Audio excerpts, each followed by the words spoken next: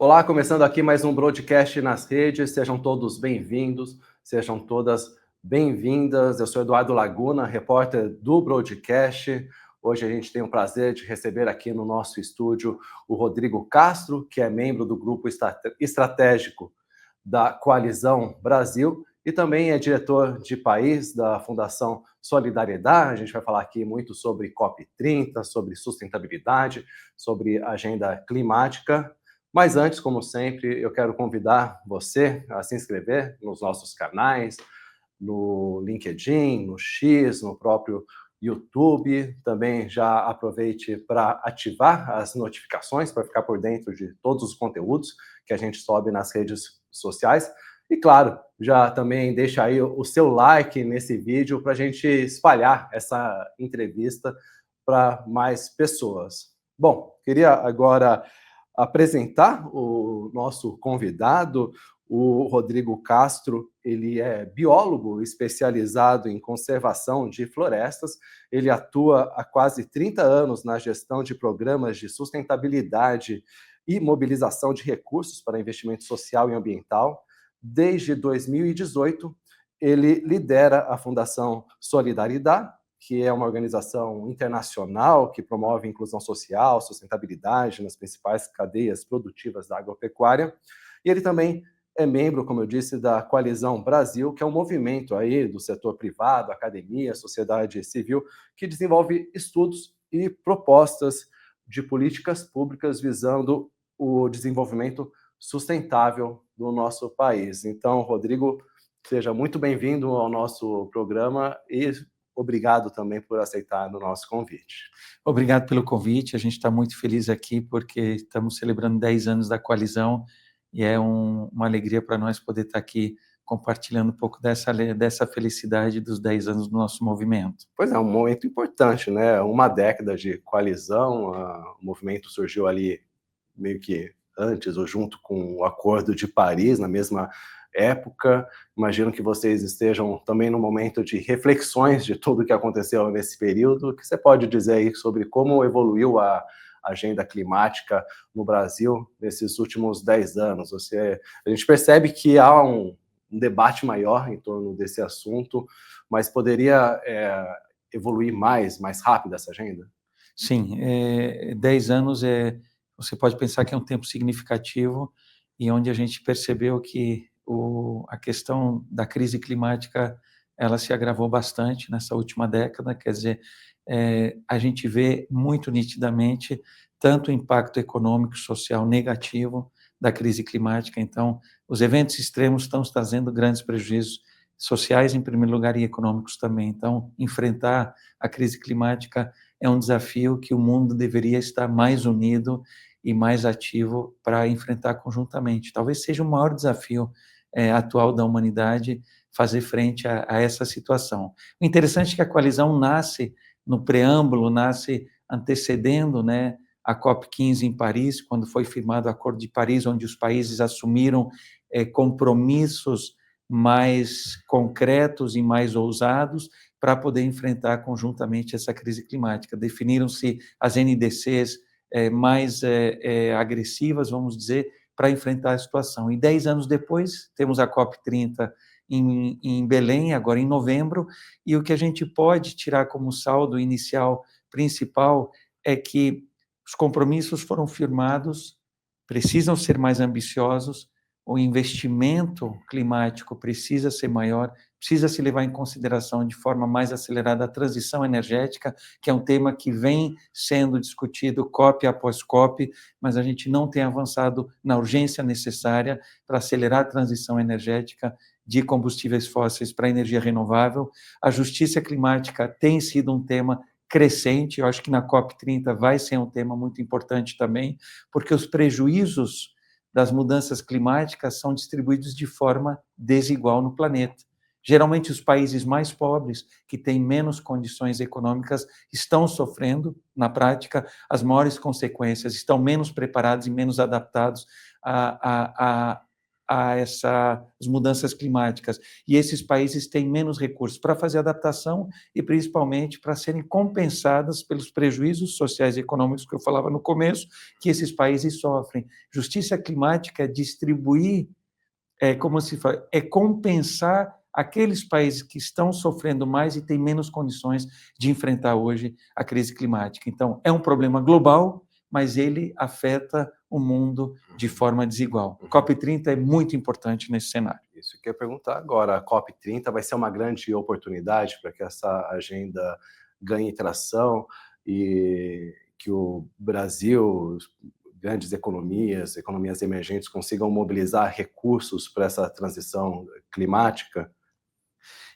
É um momento importante porque o Brasil vai ser palco de uma conferência internacional, mundial, e não o tema, essencialmente, não será sobre a floresta amazônica nem sobre o Brasil. Como é um evento global, ele vai tratar desses temas principalmente. Como é que nós aumentamos o financiamento climático para que essa ambição e os compromissos climáticos assumidos possam sair do papel e possam acontecer de forma mais acelerada.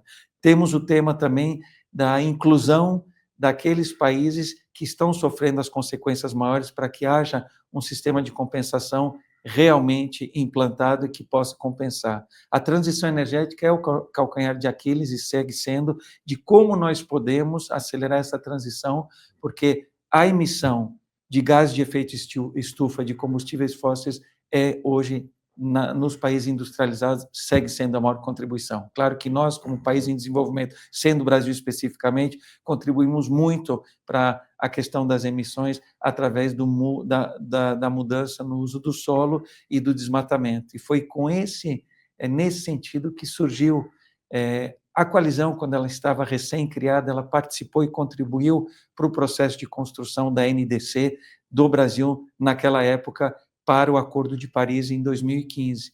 A partir disso, a coalizão foi se fortalecendo para se tornar, talvez, hoje, um dos maiores movimentos mais consolidados que reúne o agronegócio, a sociedade civil, a academia e o sistema financeiro em torno de uma proposta de como promover uma agenda de descarbonização no Brasil, a transição para uma economia de baixo carbono no Brasil, e que essa transição possa gerar emprego e renda, possa reduzir o desmatamento do Brasil, possa melhorar o ordenamento territorial do Brasil, melhorar a nossa forma de promover o uso, o uso do solo e promover uma economia sustentável, verdadeiramente, onde o desenvolvimento sustentável é o nosso norte, e isso gerando renda e inclusão, e reduzindo a desigualdade do Brasil, porque nós temos um enorme potencial para enfrentar as nossas questões sociais e econômicas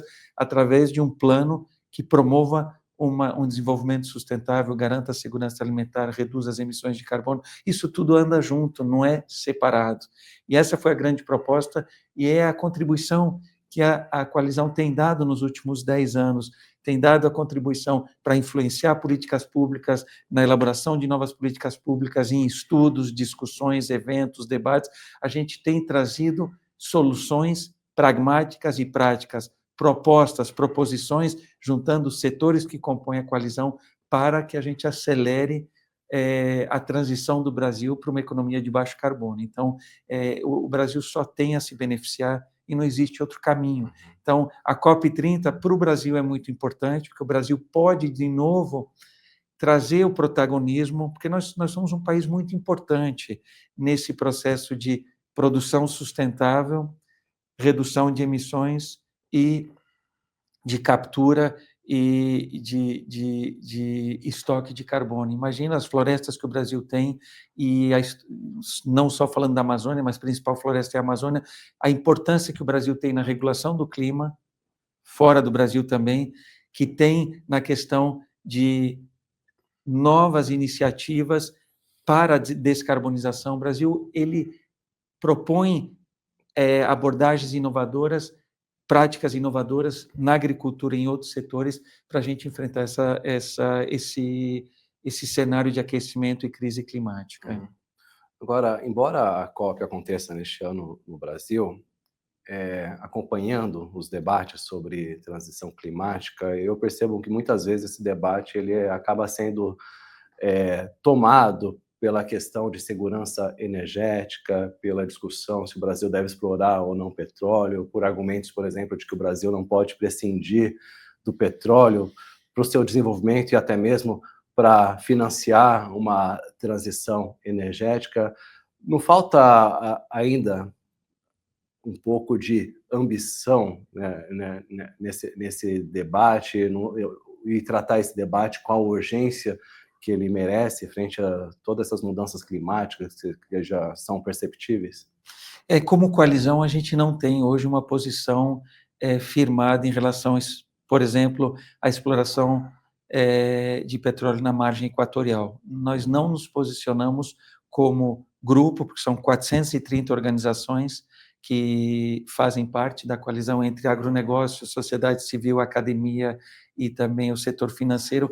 Nós só nos posicionamos publicamente quando existe o consentimento ou o consenso dentro da coalizão, o que não há hoje, porque um movimento muito diversificado, com posições muito diversas, também muito complementares, e essa é a riqueza da coalizão. A coalizão sempre promoveu um debate aberto, um debate franco, um debate transparente, para buscar consensos e consentimentos nas principais agendas para o desenvolvimento do nosso país e para a sustentabilidade do nosso país. Na questão se devemos ou não devemos abrir novas frentes de exploração de petróleo, e que isso vai contribuir, obviamente, para o aquecimento global, essa exploração do combustível fóssil aparentemente vai na contramão de uma economia de baixo carbono, ou de um processo de descarbonização, ou de uma transição energética para renováveis, isso sim é verdade, mas os argumentos são muito variados, e um argumento importante é aquele que diz que é necessário para um país como o nosso, Brasil, explorar o petróleo para gerar divisas e riquezas para investir numa transição para uma economia de baixo carbono. É contraditório? Aparentemente, sim. Você vai explorar combustível fóssil para poder investir na agenda. Então, você vai agravar a situação do estoque de carbono, do acúmulo de carbono na atmosfera. Com isso, você vai aumentar o aquecimento global para financiar uma ação de descarbonização. Não seria melhor, como você está dizendo, não investir nessa ampliação, porque aí o problema não vai crescer junto e seria até melhor ou mais fácil enfrentar? Eu acho que esse debate precisa ser aprofundado no Brasil, na sociedade brasileira. A gente precisa debater e discutir mais, e não acelerar a tomada de decisões para que lá na frente a gente veja que isso foi um grande erro. Então, tem que haver mais debate, tem que haver mais transparência no debate, e esse debate tem que ser feito muito mais aprofundadamente. Quais são as consequências, quais são os possíveis impactos nocivos, porque se manter essa discussão na agenda econômica, ela é muito rasa, e na agenda econômica você vai encontrar uma justificativa favorável, mas a gente tem que descer para as outras camadas, a questão social, a questão do impacto ambiental, a questão do impacto climático, a questão da meta e da ambição climática que nós temos, e como essa política energética brasileira cabe ou não cabe, ou se alinha ou não se alinha com o futuro de uma economia de baixo carbono. Rodrigo, a transição climática é também uma transição tecnológica, é uma transição energética que vai requerer muito, muito investimento, estimativas aí de trilhões, né? Como que está o desenvolvimento de instrumentos financeiros para mobilizar esses recursos necessários? Tem evoluído rápido ou ainda é muito tímido, na sua opinião? Eu acho que existe um esforço enorme, a gente vê isso, se a gente começar só essa análise de 10 anos que você propôs, da COP15, agora para a COP30, o que nós estamos vendo é que o compromisso, a ambição, o comprometimento, ele vem crescendo. Por quê? Porque a crise climática vai aumentando, e ela exige o quê? Um compromisso maior, exige uma ambição maior. Só que a ambição começou a se descolar das consequências que nós estamos vendo do clima hoje. Então, a ambição ela não é suficiente hoje. Aquela ambição de manter o aumento médio da temperatura global em 1,5 graus em Paris, com a ambição que temos hoje, Nós já estouramos 1,5 graus e não sabemos se vamos estourar 2 graus, mas nós sabemos que com a ambição atual é muito difícil a gente se manter próximo a 1,5 graus, nós vamos estar acima. Então, a ambição tem que crescer. Temos situações no mundo hoje da geopolítica mundial, questões econômicas que estão atrapalhando a aceleração da agenda climática, estão atrapalhando o compromisso de aumentar os investimentos. A ambição não é suficiente, o investimento não é. Mecanismos financeiros foram criados, só que esses mecanismos carecem do recurso para serem implementados. Então, você cria um mecanismo financeiro, você cria um compromisso, mas falta o recurso. Na hora do pagamento, na hora do recurso, falta tanto para financiamento climático, né, para acelerar essa transição para economias de baixo carbono, novas tecnologias, você implementar nature-based solutions, soluções baseadas na natureza. Quer dizer, nós temos um arcabouço de estratégias robusto que precisam de investimento para que a gente possa acelerar o enfrentamento à crise climática, com todas as consequências sociais e econômicas que tem. Então, se a gente pensa que hoje não temos recursos suficientes na agenda e não temos a nível global,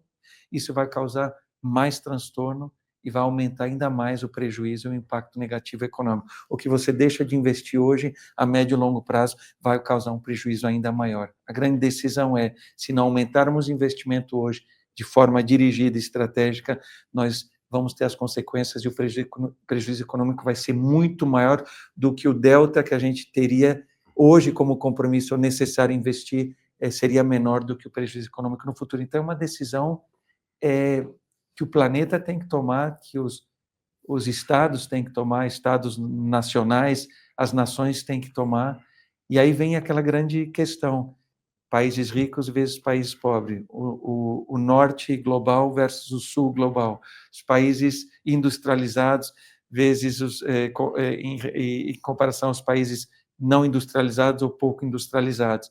E aí nós temos uma mega desigualdade. Essa desigualdade, ela atrapalha o avanço nessa agenda, porque hoje nós vivemos essa dicotomia dos países ricos, pobres, dos países desenvolvidos, subdesenvolvidos ou em desenvolvimento, dos países industrializados, os menos industrializados, e a gente não consegue encontrar um senso comum que traga soluções que sejam planetárias com o investimento necessário. O norte investindo no sul, os países mais pobres recebendo recursos para fazerem adaptação climática, porque eles não têm condição para isso, e que o investimento climático aconteça onde tem que acontecer. Você perguntou, eu vou responder.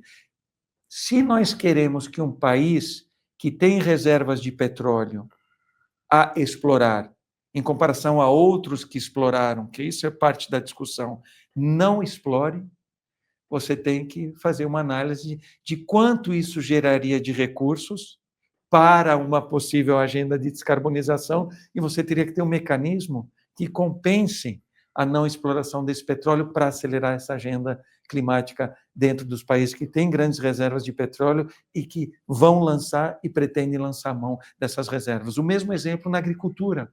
Fala-se muito na agricultura. O Brasil é uma potência agroambiental, uma potência agroclimática. O Brasil tem uma importância chave na segurança alimentar planetária e tem também uma posição chave no enfrentamento, né, da crise climática por todo o potencial que ele tem e pelos recursos naturais que o país tem, além da floresta amazônica. Mas imagine que um agricultor tem um excedente de reserva legal e ele tem, pelo Código Florestal, o direito a explorar, mas o mundo não consegue mais tolerar mais 1 hectare de área desmatada, queimada e mais emissão de carbono. O que o mundo precisa fazer para não explorar as reservas de petróleo e que não seja fomentado o desmatamento para produzir alimentos em áreas de excedente, no caso do Código Florestal brasileiro, é a compensação econômica. Se é tão importante para o mundo, e é fundamental, estratégico e urgente reduzir a emissão por combustíveis fósseis, reduzir a emissão por desmatamento, precisam estar implementadas soluções que possam compensar o não uso ou a não exploração. E nisso a gente ainda tem que avançar muito, é muito tímido o avanço nesse sentido. E com os Estados Unidos desembarcando oficialmente desse debate aí durante o governo Trump, não fica mais difícil você desenvolver essa agenda aí necessária para mobilizar recursos em direção aos países que precisam?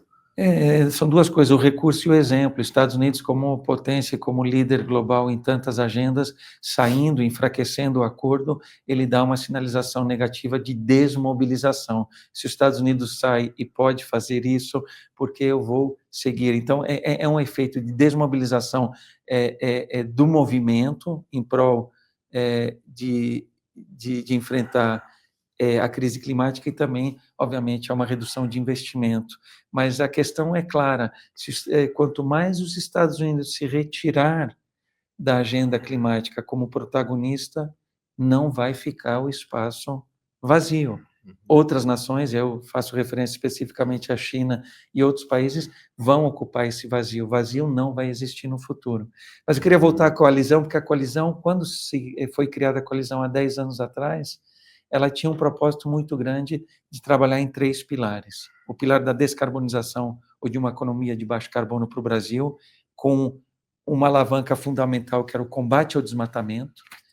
Há uma década atrás, o nível de desmatamento e os números de desmatamento eram assustadores, então o combate ao desmatamento era fundamental para o Brasil entrar num eixo de entrar num processo de descarbonização. Então, o combate ao desmatamento, a geração de emprego e renda através da promoção de uma economia sustentável, do desenvolvimento sustentável e a questão da segurança alimentar do Brasil e também do Brasil olhando para fora do Brasil, esses eram os 3 temas que nortearam o nosso trabalho no início e que até hoje norteiam o nosso trabalho. Então, imagina que hoje a coalizão publicou mais de 60 estudos, teve mais de 150 posicionamentos, nós influenciamos a elaboração de pelo menos 12 políticas públicas, como PSA, mercado de carbono, concessões florestais. Então, a coalizão sempre foi muito ativa para fomentar e contribuir ao debate democrático de ideias e, principalmente,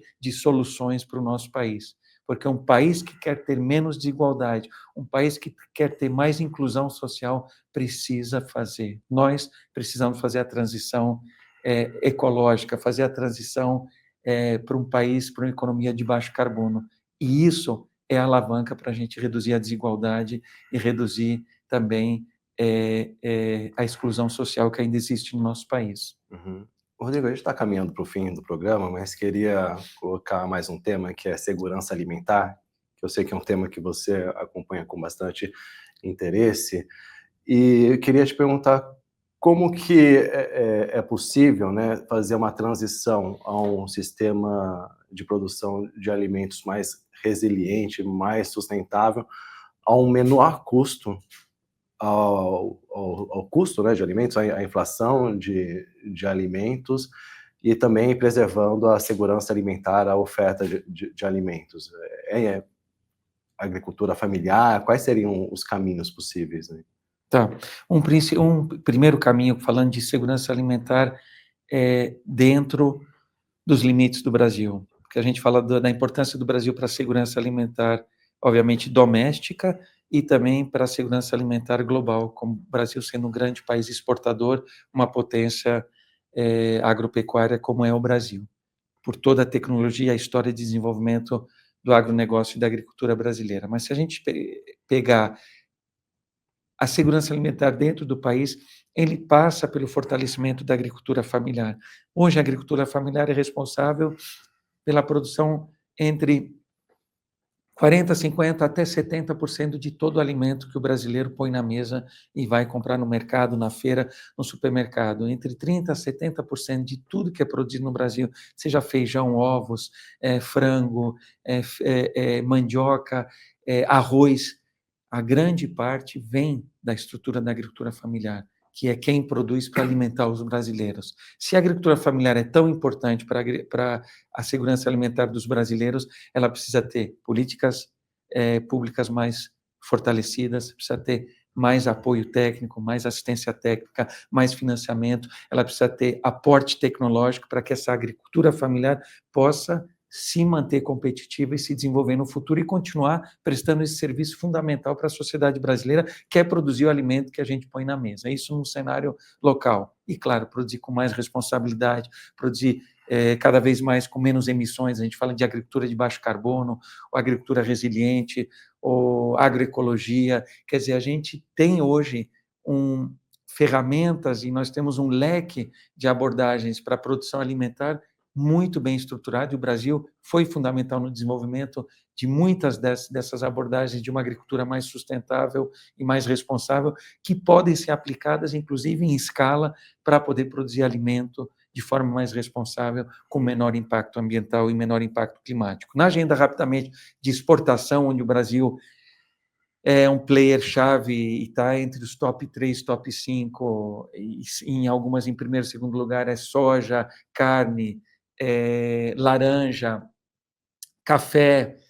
O Brasil ele é muito importante para garantir uma estabilidade de preços das commodities internacionais, por ser um produtor em tão grande escala, que o Brasil se desenvolveu para ser esse player com a história do desenvolvimento da nossa agricultura, com investimento, tecnologia, compromisso dos produtores, inovação e tudo mais.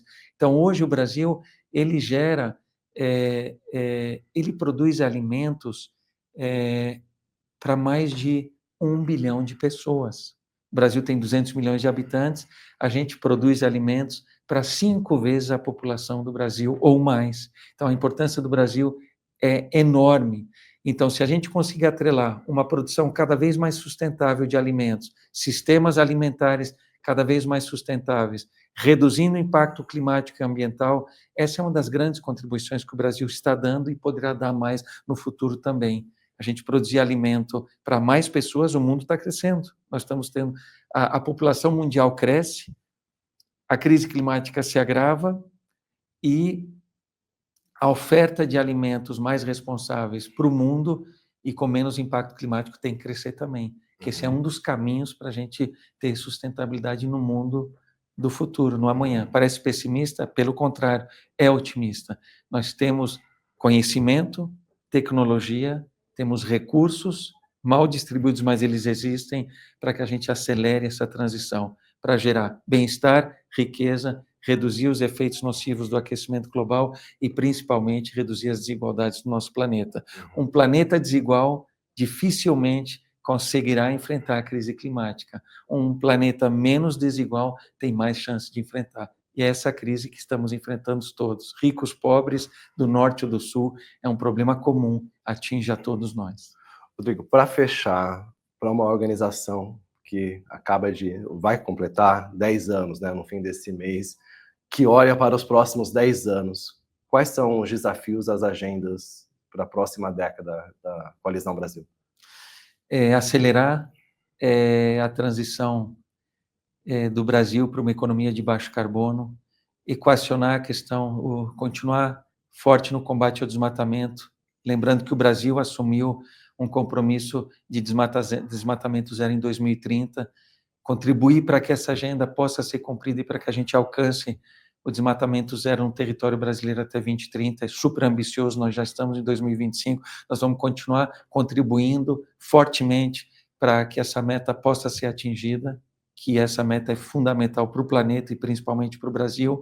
Nós vamos continuar investindo no desenvolvimento de frentes como a bioeconomia, a questão de uso florestal, uso madeireiro com espécies nativas. Nós vamos continuar trabalhando com oportunidades de geração de emprego e renda através da bioeconomia, fomento a uma economia mais sustentável, ao desenvolvimento sustentável do Brasil, com olho na questão da segurança alimentar e também na questão de ser um país que avance em sistemas alimentares cada vez mais responsáveis, para dentro e fora do país. Mas é um futuro desafiador, mas a gente encara ele com muito otimismo. Seguimos no debate, na discussão, sendo propositivos, trazendo soluções, trazendo sempre o diálogo aberto, porque quando dialogamos de forma plural, que é a coalizão com 430 membros hoje, quando a gente dialoga de forma plural e diversa, somos muito mais assertivos nas soluções e nos caminhos que a gente pode trilhar no futuro. Perfeito, Rodrigo. Desejo que vocês tenham muito sucesso nesse trabalho, que é necessário. Agradeço também novamente a sua presença aqui no nosso programa. Acho que todos nós aprendemos mais aí sobre a agenda climática e que é o grande desafio, acho que hoje da humanidade é lidar, né, com essas mudanças que estão acontecendo no clima. Muito obrigado mesmo. Agradeço você, Eduardo, e a oportunidade aqui da gente estar celebrando juntos também os 10 anos da coalizão, que para nós é um marco e nos inspira para seguir pelos próximos 10 anos adiante. Muito obrigado. Bom, é isso, vou ficando por aqui, agradeço também a sua audiência e a gente se encontra no próximo broadcast nas redes.